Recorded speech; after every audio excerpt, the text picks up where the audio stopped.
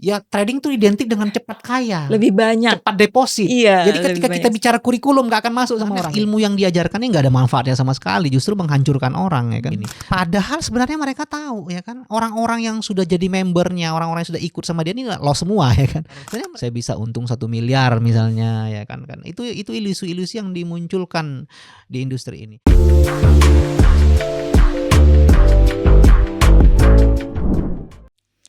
Halo teman-teman, halo trader.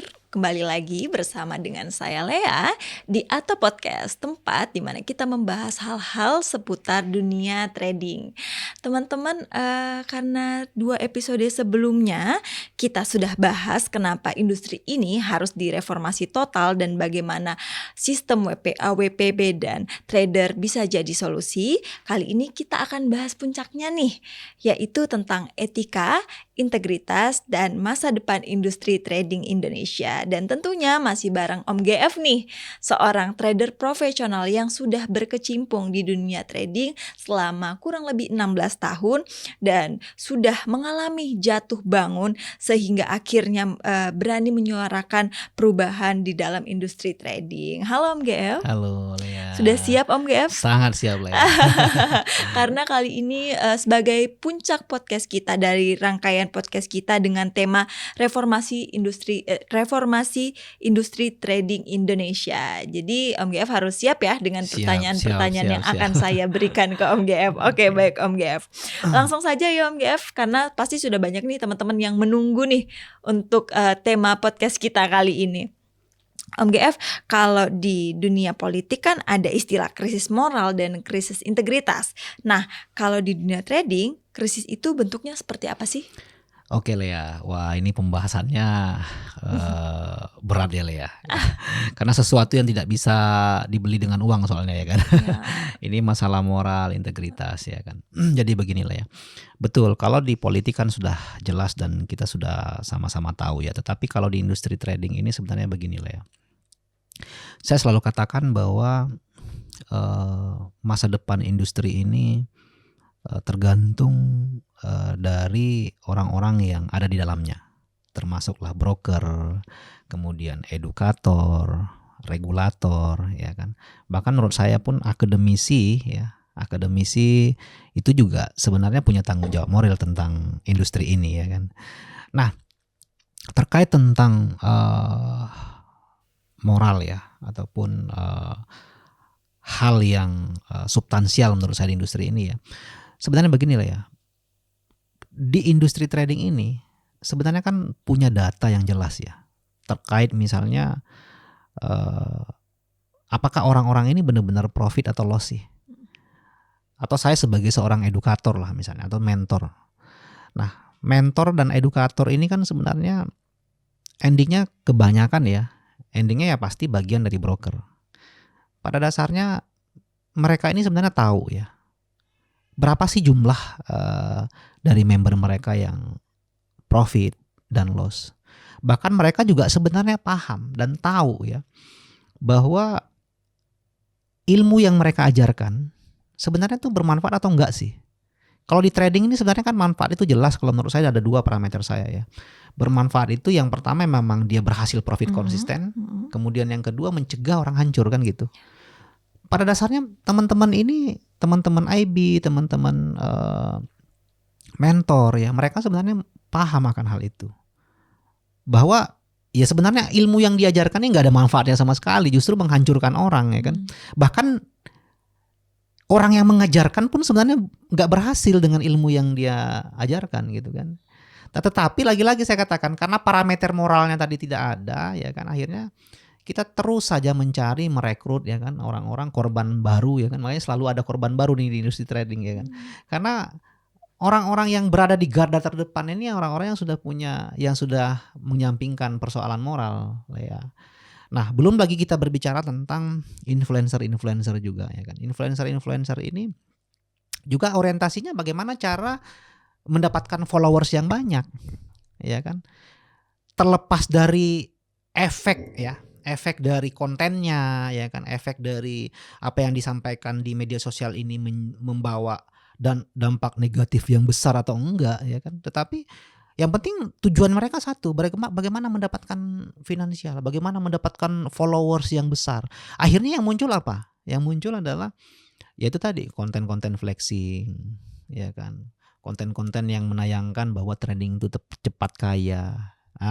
Akhirnya lah ya, itu melahirkan ilusi ya kan. Oh ternyata orang-orang pemula nih ya kan yang tidak berpikir panjang tadi yang lihat, wah kayaknya enak nih ya kan kita punya mobil sport. Wah enak nih kayaknya dengan modal $1.000 saya bisa untung 1 miliar misalnya ya kan. Itu ilusi-ilusi yang dimunculkan di industri ini. Padahal sebenarnya mereka tahu ya kan, orang-orang yang sudah jadi membernya, orang-orang yang sudah ikut sama dia ini loss semua ya kan. Jadi mereka punya data itu sebenarnya kalau kita mau buka-bukaan hari ini ya.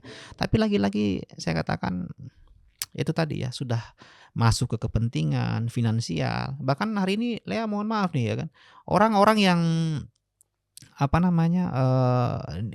algoritma media sosial sekarang kan, kalau hal-hal yang bersifat edukatif, menyentuh ranah logika ya kan, akademisi, ilmiah, itu nggak akan viral dia ya kan.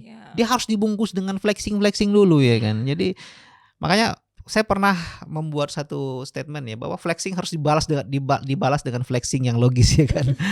Nah, tetapi lagi-lagi kasihan masyarakat kita. Mungkin itu sih lah ya. Jadi akhirnya industri ini terus menelan korban. Kenapa? Karena orang-orang yang ada di depan, di garda terdepan ini orang-orang yang tidak bertanggung jawab, orang-orang yang sebenarnya memahami bahwa apa yang mereka berikan itu merugikan orang lain, tetapi terus saja dilakukan. Kenapa? Karena dia tidak lagi fokus kepada moral, tetapi fokusnya kepada finansial. Lantas siapa yang sebenarnya harus menegakkan etika dalam industri trading ini, Om? Apakah regulatornya atau media sosial atau mungkin asosiasi profesi? Kalau menurut saya kita semua punya tanggung jawab ya. Kita semua punya tanggung jawab. Yang jelas selama industri ini berdiri di atas kepentingan, selama orang-orang yang di depan ini adalah orang-orang yang tidak punya batas tanggung jawab ya. Ya selama itu pula industri ini akan terus menelan korban lah ya. Jadi siapa sih yang paling bertanggung jawab? Ya memang kita semua lah menurut saya ya. Terutama regulasi ya. Regulasi ini menurut saya harus ditegakkan ya. Sebenarnya kan kita sudah ada regulasi ya. Undang-Undang nomor 32 tahun 1997. Kemudian sudah ada peraturan Bapepti nomor 6 tahun 2020 ya. Ataupun amandemennya nomor 1 tahun 2023 tentang penasihat berjangka dan wakil penasihat berjangka. Jadi orang-orang yang boleh memberikan nasihat trading ya kan. Sebenarnya kan sudah diatur semua ya. Tetapi lagi-lagi kita masih belum ini belum berjalan dengan sebaik mungkin lah menurut saya ya kan. Jadi, belum maksimal lah ya kan. Makanya menurut saya ini harus ditegakkan ya. Termasuk salah satunya kan kalau kita lihat di negara tetangga ya, Malaysia tuh sudah menerapkan itu kalau nggak salah per 1 November 2025 yang lalu ya. Per 1 November itu, jadi orang-orang yang orang udah nggak boleh berbicara trading sembarangan. Influencer tuh haruslah yang berbicara trading ya mereka memang harus punya lisensi. Ya harusnya di Indonesia juga begitu ya. Harusnya. Jadi teman-teman influencer yang hari ini siapapun ya kan banyak banget nih sekarang yang saya lihat bermunculan ya kan. Yang penting punya modal untuk personal branding ya kan. Yang mereka bermunculan. Tapi sayangnya mereka tidak punya lisensi WPA. Bahkan orang-orang yang terkenal yang kalian agung-agungkan itu ya di media sosial itu, mereka saya lihat kebanyakan mereka bukan orang-orang yang punya lisensi WPA. Jadi mungkin itu salah satu hal yang harus dilakukan. Jadi pemerintah harus tegas. Satu, yang kedua ya kita kesadaran lah ya. Kesadaran kalau memang teman-teman hari ini ingin berkecimpung sebagai edukator, mentor ataupun influencer trading ya memang harus ikuti regulasi, harus tes WPA menurut saya. Ya. Itu salah satu jalan menurut saya ya kan. Nah itulah ya. Om Gev ini selalu menyinggung mengenai WPA, WPB dan trader. Jadi seakan-akan ketiganya ini memang satu kesatuan nih Om Gev. Tidak terlepas nih antara ketiganya. Nah, bagaimana kemudian ketiganya ini bisa saling membantu dalam etika atau menjaga etika profesi ini? Oke lah ya. Jadi sebenarnya aturannya sudah sangat jelas ya. Jadi WPA itu adalah profesi, satu-satunya profesi yang diamanatkan oleh negara untuk memberikan nasihat terkait trading. Jadi nasihat itu berupa rekomendasi ataupun informasi. Ya, rekomendasi ataupun informasi, itulah yang dikatakan nasihat. Nah kemudian WPB itu adalah orang yang memvalidasi ataupun profesi yang memvalidasi apakah orang ini sudah layak trading di akun real atau enggak. Jelas alurnya ya. Jelas. Kemudian trader profesional, siapa sih trader profesional? Kalau saya sih menambahkan ada 8 pilar kompetensi yang sudah pernah kita bahas di podcast sebelumnya. Itulah yang dikatakan trader profesional ya.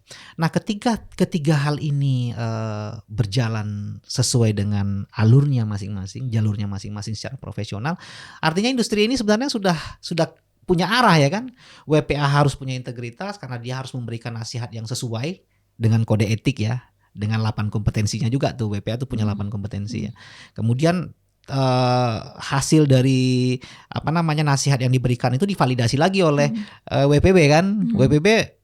WPB gimana nih ya kan, dia orang ini udah layak nggak nih ya kan gitu. Kalau nggak layak ya kembalikan lagi ke WPA kan gitu harusnya ya kan. Setelah itu barulah kemudian ya dia layak trading atau enggak. Setelah dia trading pun harus dikembalikan ke WPA lagi untuk dilaporkan hasilnya ke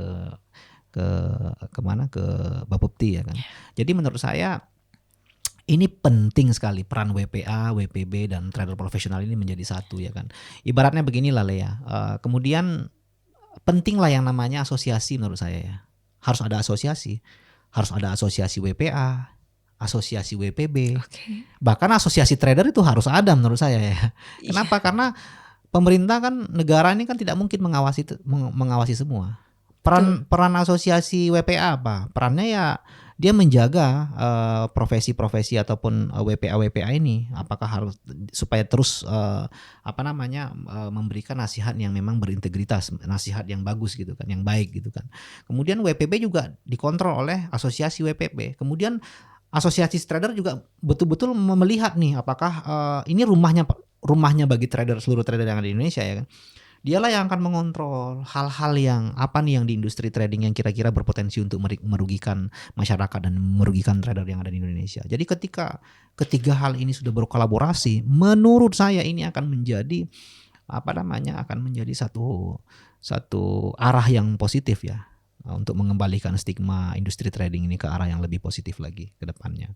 Mungkin begitulah ya. Menarik sekali ya Pak ya. Jadi memang WPA, WPB dan trader ini memang saling ketergantungan. Betul, dan saling membutuhkan. Betul. Dan harus saling membantu ya Pak. Betul. Dalam memperbaiki nama industri trading. Betul. Di mata masyarakat seperti itu. Kemudian Bapak juga sempat nih di podcast sebelumnya Bapak tuh pernah menyinggung, Bapak pernah mengatakan waktu itu ngomong trading tuh harus bisa diuji seperti ilmu kedokteran. Nah itu mungkin masih kalimat yang baru lah ibaratnya. Baru ada trader yang mengatakan hal seperti itu. Tolong bisa dijelaskan mungkin Bapak. Oke Lea. Yang pertama memang ya selama ini di industri ini menurut saya akademisi ya itu kan tidak pernah dilibatkan Lea. Menurut saya padahal industri ini sesuatu yang bisa diriset sebenarnya ya kan. Kemudian bahkan menurut saya ya wajib ya untuk saat ini ya karena industri ini menyangkut hajat hidup orang banyak. Kemudian industri ini sudah perputaran uang yang sangat besar sekali ya kan. Maka menurut saya memang akademisi ini harus dilibatkan di industri ini. Kenapa ini harus dan wajib? Karena tanpa melibatkan akademisi ya kan yang terjadi ya itu tadi yang berbicara tentang industri trading ya orang-orang yang punya kepentingan lah ya. Tanpa basis data yang jelas. Padahal menurut saya strategi itu bisa diuji kok secara ilmiah. Sama kayak ilmu kedokteran, dia bisa diuji akurasinya seperti apa. Ya kan, kemudian win rate-nya, kemudian drawdowns-nya, kemudian bagaimana caranya supaya ketahanan dana yang dibutuhkan tuh berapa sih supaya benar-benar efektif dan supaya bertahan di segala kondisi market. Sebenarnya itu semua bisa di-reset kok. Tetapi sayangnya ya kan selama ini yang muncul di permukaan ya orang-orang punya kepentingan komisi segala macam ya akhirnya ya udah yang penting deposit transaksinya besar ya kan. Jadi menurut saya akademisi itu adalah menurut saya lembaga paling independen hari ini ya akademisi. Jadi itu menurut saya harus benar-benar mereka dilibatkan. Nah, jadi regulator dilibatkan, kemudian asosiasi tadi, kemudian ada akademisi juga dilibatkan untuk memvalidasi sebagai satu-satunya yang independen kan. Jadi tanpa melibatkan akademisi ataupun yang tampil di permukaan adalah orang-orang yang punya kepentingan, maka industri ini akan terus menelan korban. Jadi menurut saya akademisi ini termasuklah tadi ya merumuskan kurikulum, pembelajaran, ya kan, melakukan riset. Riset itu bukan hanya tentang strategi loh ya, tetapi banyak hal ya, banyak. Meskipun kita ini sudah punya kan Trading Research Institute ya, Yeah. saya sedang merumuskan itu. Tapi menurut saya ke depan ini kita harus melakukan kerjasama dengan akademisi ya untuk kemudian sebagai validasi data lah untuk industri ini semakin sehat. Bukan hanya persoalan analisa teknikal dan fundamental, tapi pelaku industri, arah yang jelas bagaimana sih, kenapa sih orang cenderung rugi, ya kan? Apakah salah dari sistem pembelajarannya dan lain sebagainya. Dan menurut saya terlalu banyak hal yang harus kita riset dalam industri ini. Itulah ya. Berarti kalau semua langkah ini berjalan, regulasi, asosiasi, kemudian riset dan pendidikan, bagaimana Om GF membayangkan masa depan industri trading Indonesia ini? Wah, saya nggak ngebayangin lah ya. Bayangkan lah ya. Misalnya orang-orang, semua orang yang bicara tentang trading, orang punya lisensi. Kemudian semua strategi sudah divalidasi secara ilmiah. Bayangkan ini lah ya. Yang bicara tentang trading, orang yang punya lisensi. Kemudian strategi yang semua strategi yang muncul di permukaan ini sudah divalidasi secara ilmiah. Kemudian semua data industri terbuka untuk publik. Misalnya berapa total dana yang masuk, penting itu Pak. Berapa total tradernya, berapa total kerugiannya, berapa total profitnya, kenapa mereka rugi, kenapa mereka profit, ya kan, berapa yang bertahan lama. Jadi kan dibuka secara publik ya kan, supaya kita tahu industri ini yang sakit di mananya sih. Kalau kita nggak punya data ya kan, artinya apa? Ya itu tadi. Kita nggak punya parameter yang mana sih yang harus dibenahi di industri ini ya kan. Jadi jangan hanya yang dimunculkan itu ibaratnya broker teraktif ya kan. Tapi kan nggak pernah dibuka ya kan. Berapa sih total trader nih yang masuk ya kan. Yang pemula berapa, yang bertahan berapa, yang mundur berapa, penyebab kerugian dan lain sebagainya. Supaya masyarakat kita tuh melek, oh mereka loss nih sekian banyak loh orang yang loss ya kan, jadi datanya jelas. Nah kemudian semua nasihat dilaporkan ke Bapepti. Bayangkan kalau semua edukator itu punya tempat laporan pertanggungjawaban. Bagaimana hasil dari laporannya atau hasil nasihat yang sudah diberikan kepada masyarakat bagaimana sih ya kan gitu. Si A belajar dengan si A ya kan, hasilnya bagaimana? Ini jadi orang-orang nggak bebas memberikan edukasi ya kan. Kenapa? Karena dia harus mempertanggungjawabkan itu gitu kan. Bayangkan ini lah ya, semua orang harus mempertanggungjawabkan edukasi yang dia berikan. Nah, kemudian semua trader juga belajar dari kurikulum yang berjenjang dan terukur. Jadi trader itu nggak lompat-lompat lagi karena sudah pemerintah, bahkan mungkin pemerintah, saya berharap ke depan ini kurikulum meskipun kita satu-satunya kita ya yang hari ini menggunakan kurikulum pembelajaran trading tuh kita lah ya. Satu-satunya nih. Dan itu saya catat pentingnya kurikulum ini. Memang ini sangat bertentangan lah ya. Agak susah dicerna karena kan memang di luaran sana kan ya trading tuh identik dengan cepat kaya, lebih banyak, cepat deposit. Iya, jadi ketika kita bicara kurikulum nggak akan masuk sama orang ya kan. Iya sih. Kurikulum kan lama segala macam. Padahal mindset yang muncul di logika masyarakat kita tuh trading tuh cepat, gampang gitu kan. Padahal sudah di brainwash ya Pak. Sudah di brainwash dengan sedemikian rupa. Karena lagi-lagi tadi industri trading dikendalikan oleh orang-orang yang punya kepentingan tadi. Nah tetapi saya bermimpi nih lah ya. Kalau seandainya ya kan kelima hal ini tadi sudah betul-betul berjalan di industri trading di Indonesia. Ini saya yakin ya, masyarakat kita udah nggak takut lagi trading. Kita juga akan bangga menjadi seorang trader. Tidak malu lagi mengakui diri sebagai seorang trader. Kenapa? Karena semuanya sudah lengkap. Dan tujuannya satu, untuk melindungi kepentingan masyarakat. Betul. Gitu ya. Jadi terasa lebih aman lah industri ini, terasa lebih aman, terasa lebih terarah dan semuanya by data. Kalau sudah data yang berbicara ya mohon maaf aja nih yang di luar sana yang cuman berkuar-kuar aja akan terkalahkan lah ya Pak, istilahnya seperti itu. Kemudian kalau harus diakhiri dengan satu pesan yang ingin Om GF sampaikan, apa yang ingin Om GF sampaikan kepada teman-teman yang sedang menonton? Oke. Saya memahami ya teman-teman bahwa kita semua ini pasti punya kebutuhan finansial ya kan. Kita semua punya kebutuhan finansial, beban hidup ya kan. Tapi saya percaya satu hal ya, di dalam bisnis ketika yang kita bawa itu adalah untuk kemanfaatan, azas kemanfaatan. Saya ingat pesan guru saya ya. berpeganglah pada kebenaran. Dan menurut saya kebenaran itu pasti muaranya adalah kemanfaatan ya. Kalau kita tahu sesuatu itu tidak bermanfaat untuk orang banyak, maka kita gunakan hati nurani kita. Kalau kita sudah gunakan hati nurani kita, kalau hati nurani kita itu menolak, ya, maka tentu kita akan meninggalkan ya sesuatu yang memang tujuannya untuk menghancurkan orang lain. Jadi kembali ke niat kita ya, karena saya percaya satu hal ya, di era keterbukaan media sosial seperti saat ini ya, digital ya, siapapun orang bisa menilai, siapapun orang bisa belajar ya kan. Kalau sesuatu yang berdiri di atas ketidakjujuran, berdiri di atas manipulasi, berdiri di atas kerugian orang lain, maka itu tidak akan bertahan lama. Jadi masyarakat kita akan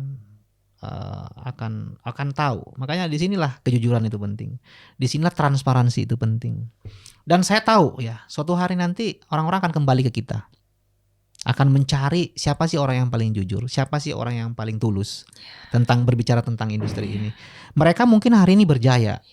Orang-orang mungkin bisa berjaya dengan personal brandingnya mereka, dengan biaya digital marketing yang sudah mereka keluarkan mungkin miliaran, puluhan miliar, bahkan ratusan miliar. Orang-orang berbondong-bondong ke sana. Tapi percaya saja sama saya, Lea, itu tidak akan bertahan lama. Tapi ketika kita berdiri di atas kebenaran, prinsip moral, ya kan, kemudian kita berdiri di atas prinsip kejujuran, saya yakin suatu hari nanti orang akan sadar dan orang akan kembali ke kita. Saya hanya percaya itu. Rezeki kita ini sudah diatur semua. Tapi prinsip saya adalah kita kembali ke hati nurani. Sesuatu yang bertentangan dengan hati nurani kita maka tinggalkan. Itulah ya. Aduh, saya ini merinding ya Pak ya dengarnya ya, karena kembali lagi ini bukan cuma soal pembahasan trading saja menurut saya, tapi tentang bagaimana kita membangun peradaban finansial yang lebih bermartabat lah, yang lebih aman, lebih terarah, dan tentunya untuk kebaikan semua pelaku dalam industri ini seperti itu ya. Teman-teman, itu tadi teman-teman podcast kita sebagai puncak dari rangkaian podcast reformasi industri trading Indonesia yang digagas oleh Om GF sebagai reformis di industri trading Indonesia. Teman-teman, terima kasih banyak telah menyaksikan podcast kita sampai akhir. Jangan lupa like, comment, and subscribe. Teman-teman juga jangan lupa untuk mengaktifkan notifikasi YouTube kita, karena di setiap minggunya kita akan menyuguhkan teman-teman podcast-podcast dengan tema-tema yang sangat menarik mengenai industri trading, tentunya dengan WPA kita sekaligus trader yang sudah berkecimpung selama 16 tahun di dunia trading. Saya Lea, saya pamit undur diri, dan Om GF sampai berjumpa di podcast selanjutnya. Dadah.